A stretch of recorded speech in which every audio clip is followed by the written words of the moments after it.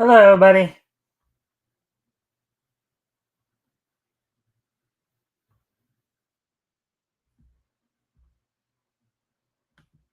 What am I? All right. Well, anyways, welcome to the Mikestand. This late edition. I once again kind of got caught up um, playing a video game, so that's why it's starting an hour later tonight. But we do have some stuff for you tonight. We're gonna, aside from doing, instead of doing some regular news, since I was running a little behind today. I decided to do an anime studio profile. We're gonna look back on the history of Studio Pero tonight.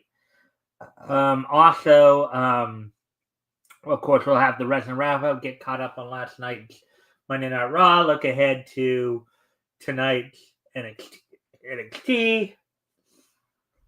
Um, and then we'll wrap things up with this day in each history. So, with all that being said, let me go off camera here real quick. I'm gonna take care of something real quick, and then I will be right back. But what I will do is I'll put some music on for you guys while I'm gone. I'll be right back.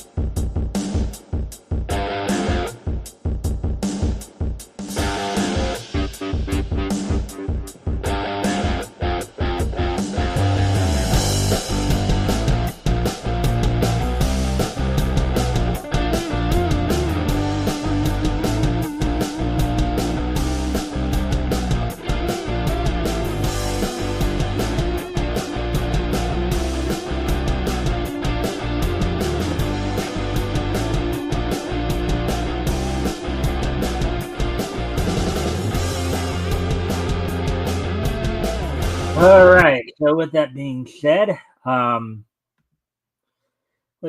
said, why don't we go ahead and get started with the show tonight here? All right. So as I said, we're gonna look back on the history of Studio Pero. Um, well, let's go ahead and do that. Let me pull that up a bit here.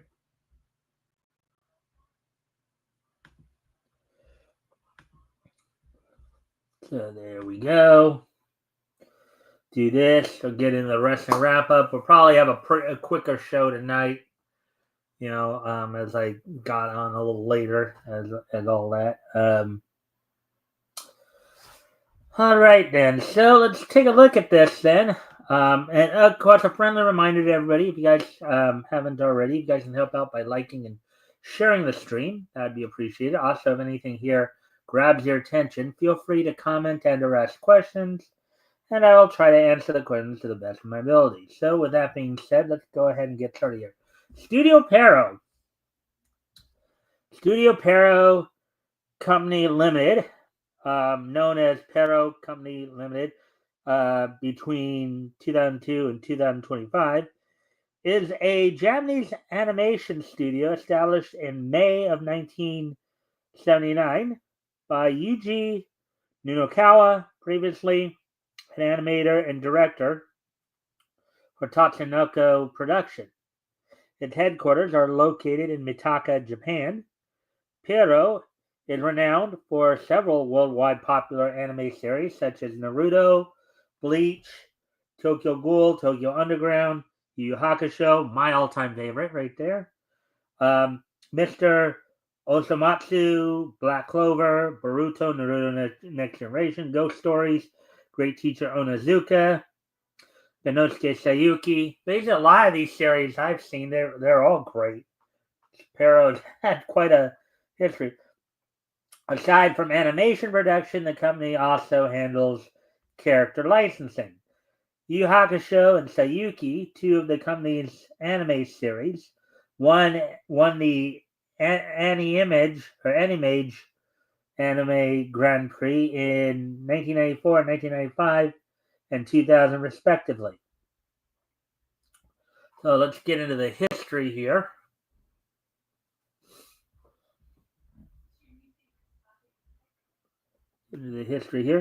As always, feel free to comment and or ask questions if anything grabs your attention here. So here we go then.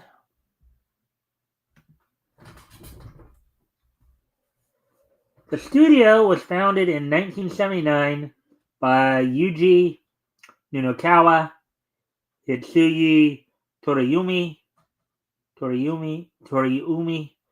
Mitsuo Kaminashi, and Masami Ano. Prior to the studio's founding, all four animators previously worked at Tatsunoko Production and Mushi Production.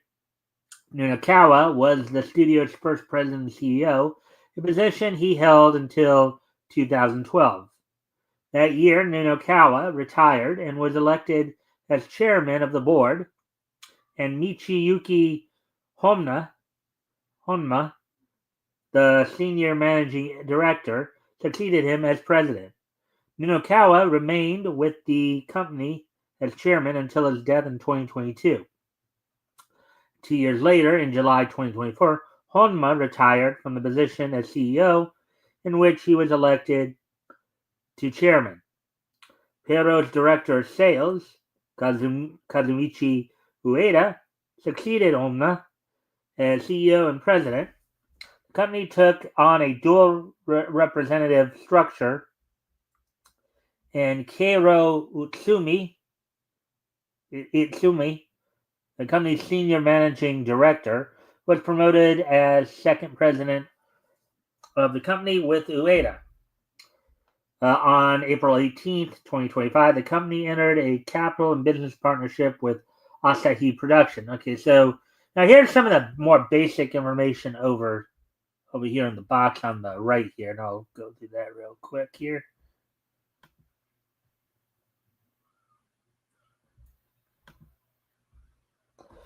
So, okay, that's a native name.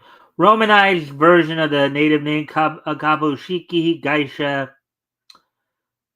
Sataijo Pero.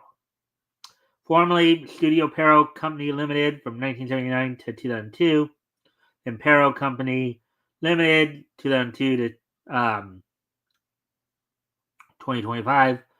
Company type Kabushiki Gaisha Industry Japanese Animation.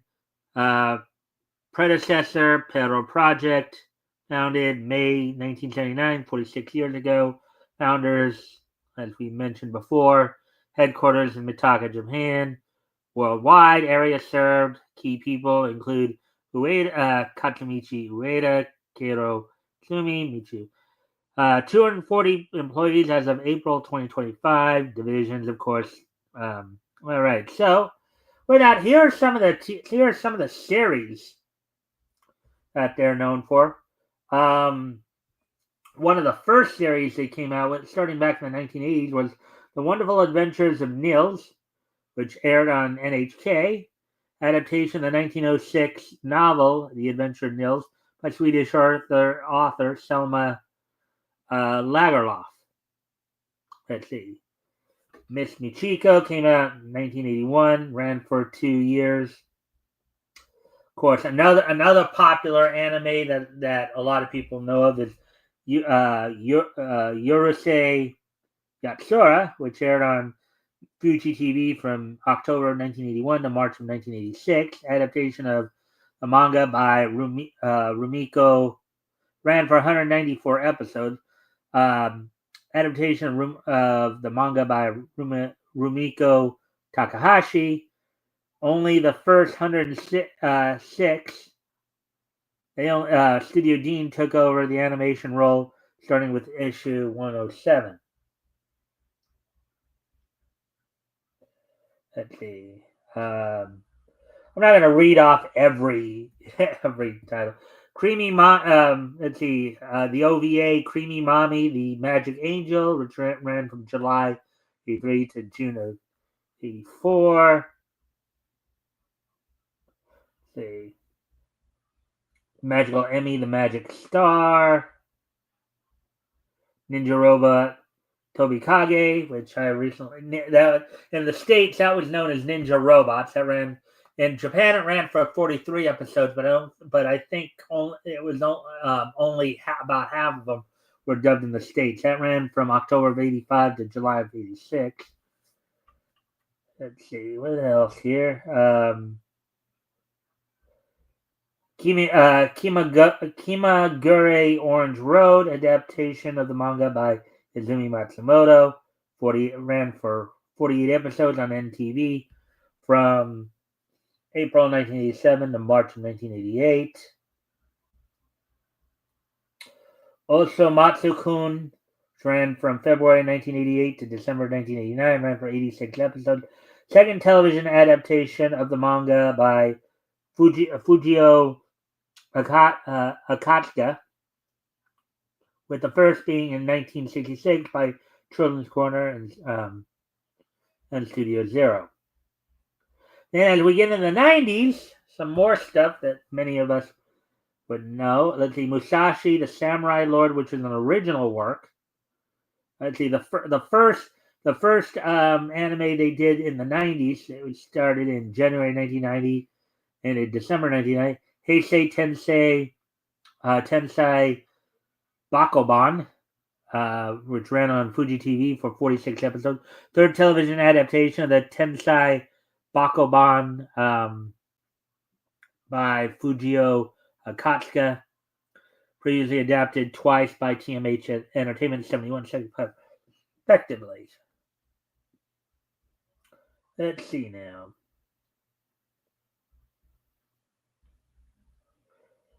Yu Yu Hakusho, which came out in Japan, airing on Fuji TV from October 1992 to January 1995.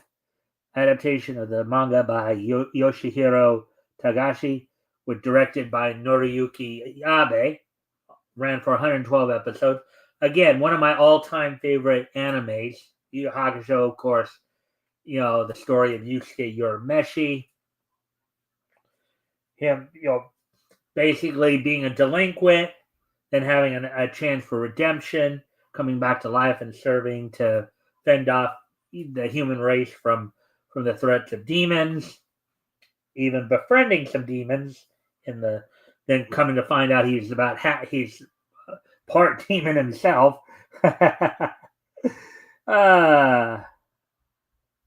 Fushigi Yugi, which ran from 1995 to 1996, 52 episodes, adaptation of the manga by Yu Watase. See if anybody's.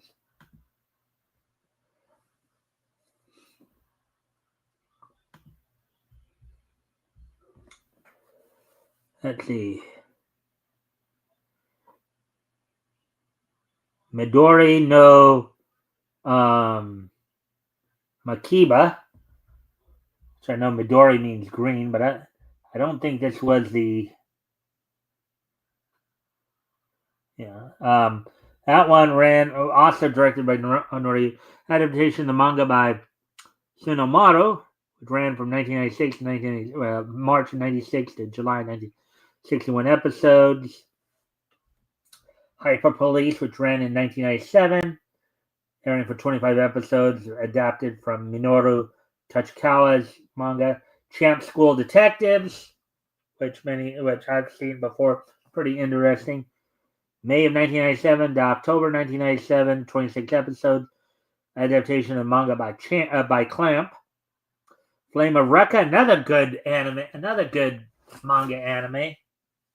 Story of Rekka Hanabashi and a lot of powers and all that. Another one that Noriyuki Abe directed, 42 episodes, ran for 42 episodes from July 1997 to July 1998. Adaptation of the manga by Nobuyuki Anzai. I know Flame of Rekka was dubbed by Ocean. So you had, I know Marriott.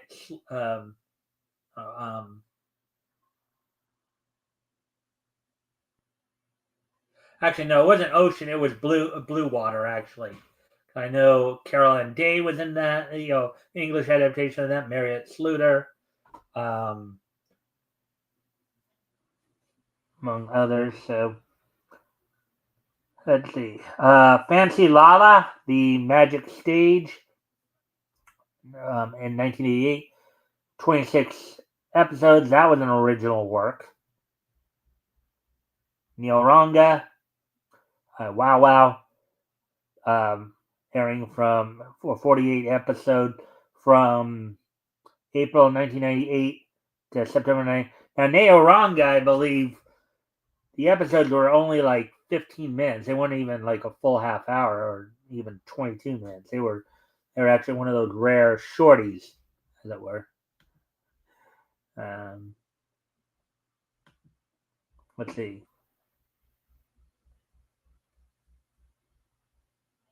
I'm Gonna Be an Angel from April 99 to September 99. 26 episodes. Another original one. Great Teacher Onizuka, which was a good one. Dubbed here in Southern California. I know Steve Bloom did the English voice of Onizuka. It aired in Japan from June of 1999 to September of 2000 on Fuji TV. Adapted the manga by Toru Fujisawa. Let's see. Another in the length of Tensai Bakuban adaptations here. Revere no Tensai Bakuban. Then as we get into 2000, that was the last one, started in 99, airing until March, with Hayato Date doing the directing on that. We get into the 2000s, of course, Genso Maden Sayuki, April 2000 to March of 2001, adaptation of the manga by Kazuya Minakura. Then Yuwata says Sarah Celestial Legend was adapted for Wow Wow on 24 episodes, airing from April of 2000 to September of 2000. Ghost Stories came out.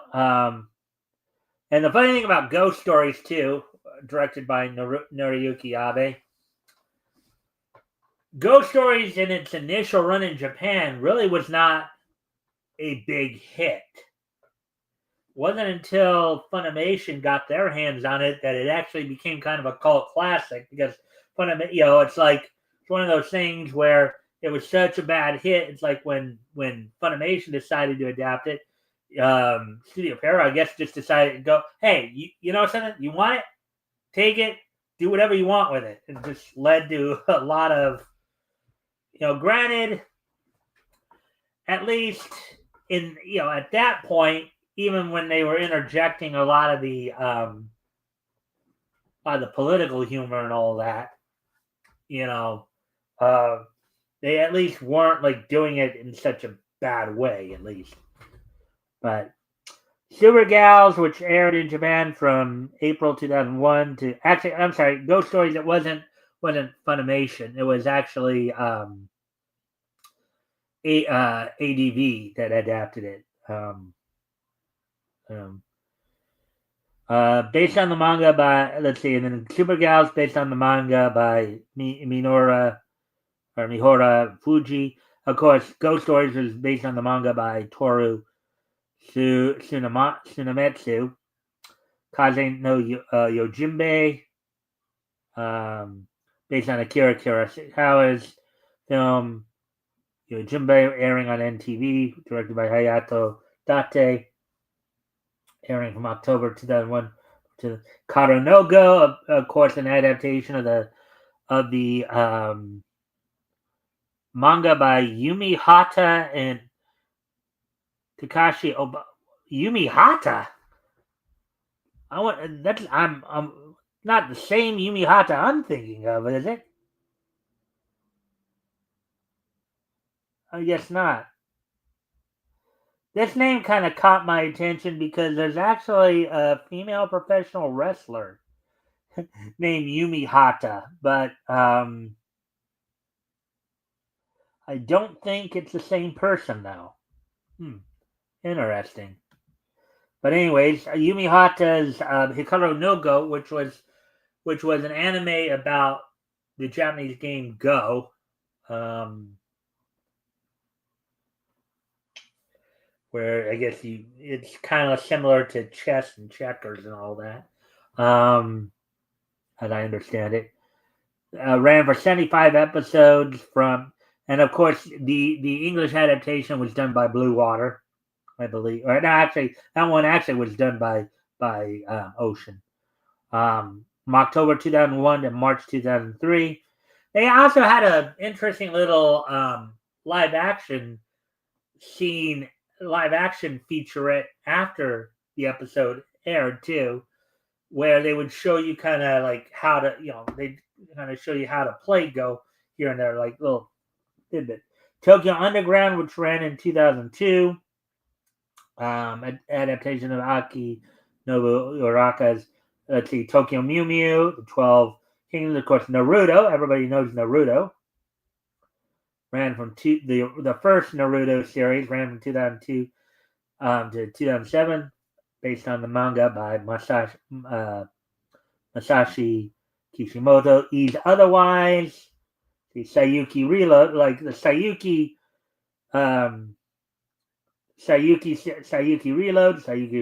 Reload, Gunlock Midori Days. Cute little Midori Days would probably give some people nightmares because it's the idea of, well, what would happen if all of a sudden you woke up one day and a girl was your hand. It's funny. Sometimes some people come up with the craziest ideas, because what if a girl was so in love with you that one day she woke up and she was literally your hand? That would be quite interesting, to say the least. That was, of course, the English dubbing was done by Central Park Media out of New York. Of course, Drew Aaron and Kiefer Donahue were, did the voices of the two main characters. The late great Rachel Lillis did the English voice for Midori's mother in that.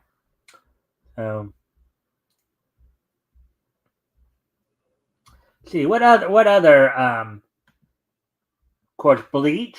Everybody knows Bleach. Ran for 8 years, 366 episodes, based on the manga by Tite Kubo. Probably one of the longest series. Probably, I think only One Piece. Let's see, maybe One Piece and the Dragon Ball franchise are probably the two franchises that eclipse in terms of total numbers. But let's see. The follow-up to Naruto Shippuden, which ran from 2007 to 2017.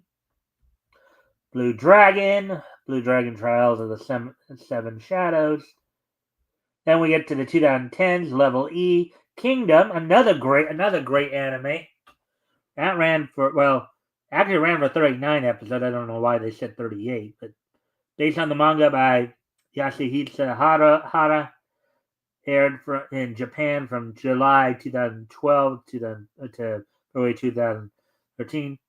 Another spin-off of Naruto, Rock Lee and his Ninja Pals, airing for 51 episodes from April 2012 to March of 2013. Kingdom Season 2. Let's see. Tokyo Ghoul, Yona of the Dawn, another great anime based on the manga by Mizuho Kusanagi. Tokyo Ghoul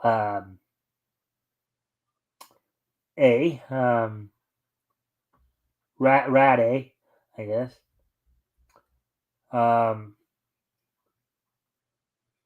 Another adaptation of the 1960 of Fujio Akatsuka's 1962 Mr. Osamatsu, Season 1. Twin Star Exorcist, Puzzle and Dragons X.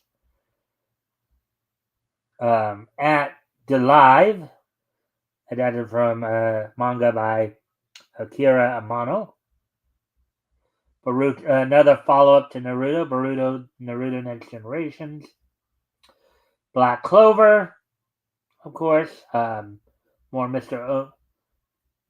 Puzzle and Dragons, Tokyo Ghoul, RE. And then we get into 2020 Season 3 of Kingdom. Co-produced with Studio Signpost. Of course, Bleach 1,000-Year Blood War arc. So, yeah. And then, of course, a lot of the films connected to a lot of the more popular series. So that's all we got for you there. So that's the history and the kind of the filmography of Studio Heroes. Some stuff you guys might want to go check out. I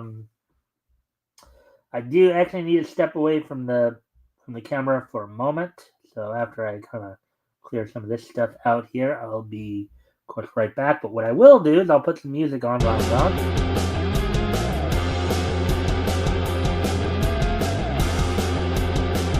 Look back.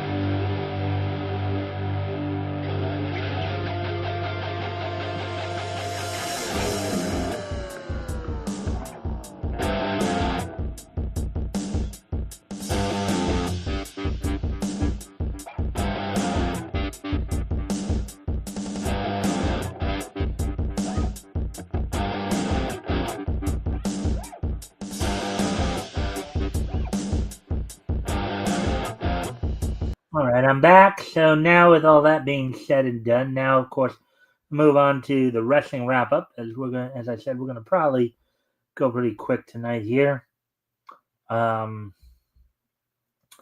we're gonna take a look back at last night's. Talk a bit about last night's WWE Raw. And then look ahead to tonight's. Look ahead to tonight's NXT, and then probably get to the. So on last night's W Monday Night Raw, which came from the Lenovo Center in Raleigh, North Carolina, opening match saw Dominic Mysterio retain the WWE Intercontinental title over Rusev, who he was defending in a rare heel versus heel match on WWE television. Of course, getting the win with pulling the tides as he was executing a schoolboy, a la, Eddie Guerrero. Raquel Rodriguez defeated Bayley in a singles match. And what they've been saying is a rare occurrence of late LA Knight got a win on TV against Kofi Kingston. AJ Styles and Dragon Lee defeated Los Americanos of Bravo Americano and Rayo Americano, with El Grande Americano in their corner. And then in a tornado tag team match, the Usos Jay and Jimmy Uso defeated the Braun Sons of the Vision, Braun Breaker and Bronson Reed.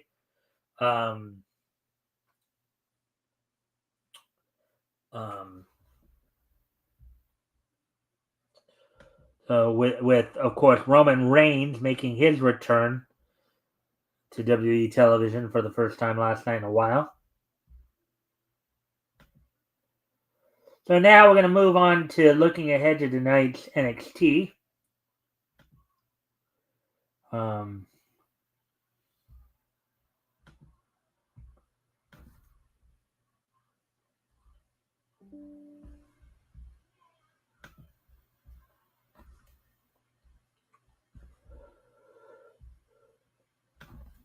Tonight's NXT, as soon as I get there, let's see.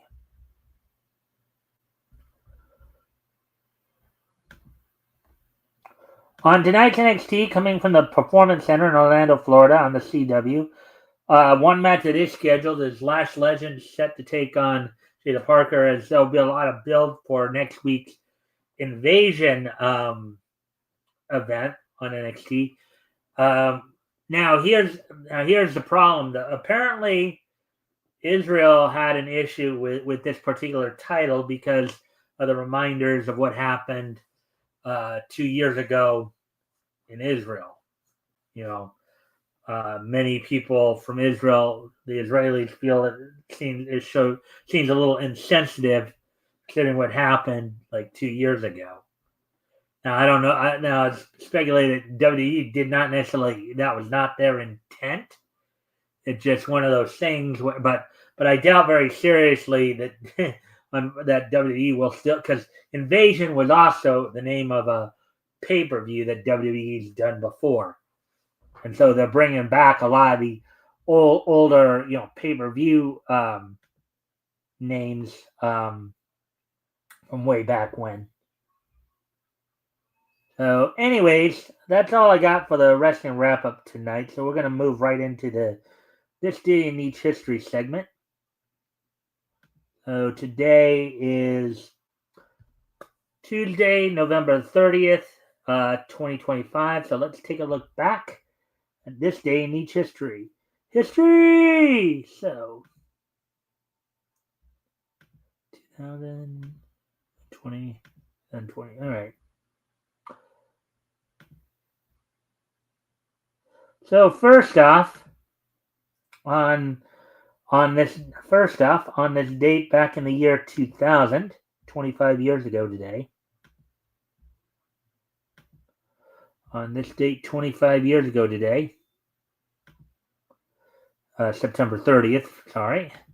At a World Wrestling Council show, Kurt Hennig defeated Carly Colon. Most people know Carly as Carlito from the WWE. On this date, 25 years ago, Kurt Hennig defeated Carly Colon to become the World Wrestling Council's Universal Heavyweight Champion. And of course, yes, they had a Universal Championship long before the WWE did. So, go figure. Let's see. Moving on ahead to the year 2009. On this date in the year 2009, so find that, which of course was 16 years ago today. On this date, 16 years ago today, the 25th issue of Army of Darkness went on sale on this date back in 2009. It sold for $3.50, 32 pages. No title of the story, but it was written by Mike Reicht, Scott Cohn on art, Bill Tortellini did the lettering, and Rael Siddhartha did the coloring. So there we go with that. Now moving on to the year 2020, 5 years ago today, for our next piece of niche history. On this date, 5 years ago today, a couple of things happened in the world of animation, or Western animation anyways. Vivian Medrano's animated short film Bad Luck Jack, which is based on her Zootopia webcomics, was released on YouTube. So the YouTube premiere of Vivian Medrano's Bad Luck Jack. And also on this date 5 years ago today, season 24 of South Park begins on Comedy Central with an hour-long special titled The Pandemic Special, which satirizes the COVID-19 pandemic and other current events in 2020. It also broadcasts on MTV and MTV2. And 2020 is just so nice that we're going to hit it twice. As I clear all this out.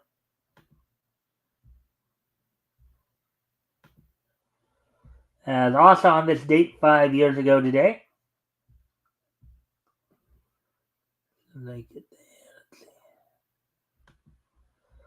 on this date 5 years ago today as well,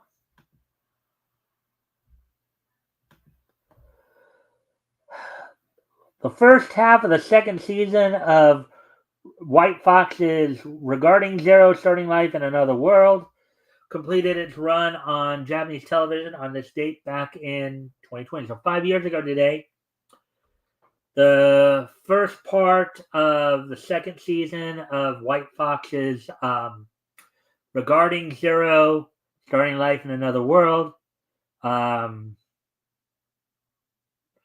completed its run on Japanese television on this date 5 years ago today.